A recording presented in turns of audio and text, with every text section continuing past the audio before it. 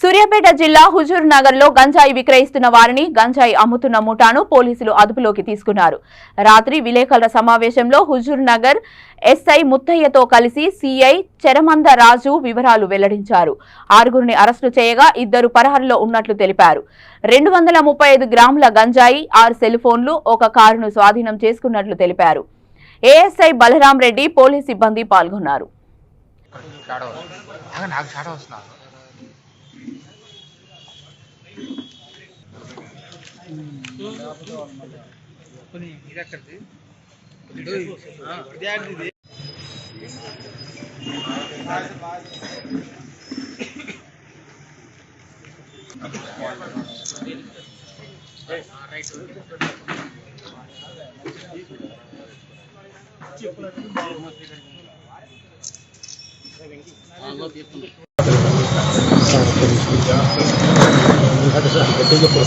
ఈరోజు హుజూర్నగర్ పట్టణంలో గంజాయి అమ్ముతూ మరియు తాగుతున్నటువంటి వ్యక్తులకు సమాచారం మేరకు ఎస్ఐ గారు మనకు హుజూర్నగర్ పోలీస్ సిబ్బందితో పాటు లింగగిరి రోడ్లో ఉన్నటువంటి కాటమేగుడి వద్ద గంజాయి తాగుతూరు అనే సమాచారం మేరకు పంచులని తీసుకొని వారితో యుక్తంగా లింగగిరి కాటమేగుడి వద్దకు వెళ్ళి అక్కడ వాళ్ళని చూస్తే ఒక 6 మెంబర్స్ గుమ్ముగుడి ఉన్నారు.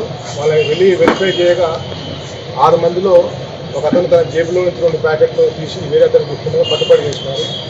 అసలు ఈ విషయం మీద తెలుసుకొని చూడగా అందులో గంజాయి ఉన్నట్టు మాకు తెలిసింది.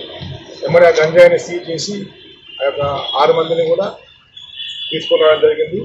వారి వద్ద నుంచి 235 గ్రాముల గంజాయిని మరియు 6 సెల్ ఫోన్లను మరియు ఒక బెలోనా వెహికల్ దీన్ని తీసుకున్నాము. మీరు ఎలాగొచ్చింది అనే విషయాన్ని మేము పరిశీలిస్తే మీరు ఈ నెల పోయిన నెల 20వ తారీఖు రోజు ఒక 6 మంది కలిసి హుజూర్నగర్ నుంచి ఒక బెలోనా వెహికల్ని తీసుకొని అద్దెకు తీసుకొని అరకు ఆ ప్రాంతానికి వెళ్ళి అక్కడ ఒక వ్యక్తి దగ్గర ఒక 5 కేజీలు. తెలంగాణ రాష్ట్రంలో రాష్ట్ర ప్రభుత్వం చాలా సీరియస్గా ఉంది. రాష్ట్ర ముఖ్యమంత్రి గారు దీని విషయంలో పిఎస్ న్యాప్ ద్వారా మరియు రాష్ట్ర పోలీస్ అందరికీ కూడా దీనిపైన ఉక్కుపాదం మోపమని చెప్పిన ఆర్డర్స్ జారీ చేయడం జరిగింది. అదేవిధంగా మనకు హుజూర్నగర్ ప్రాంతంలో కూడా ఈ కల్చర్ ఉన్నది, గతంలో కూడా ఉన్నది. కాబట్టి ఇప్పటివరకు మేము వచ్చిన తర్వాత 3 కేసులు నమోదు చేయడం జరిగింది ఈ గాంజాయికి సంబంధించి. అందులో భాగంగా ఈరోజు కూడా వీళ్ళని 6 మందిని రిమాండ్ చేయడం జరుగుతుంది. ఇక ముందు కూడా గంజాయి కన్జ్యూమర్స్ కానీ, గంజాయి సెల్లర్స్ కానీ, గంజాయి ట్రాన్స్పోర్టర్స్ కానీ ఎవరున్నా సరే వాడి దూరంగా ఉండడం మంచిది. ఒకవేళ కనుక దాన్ని వాళ్ళు మానుకోలేకుండా చేసినా కూడా కఠినమైన చర్యలు ఉంటాయి.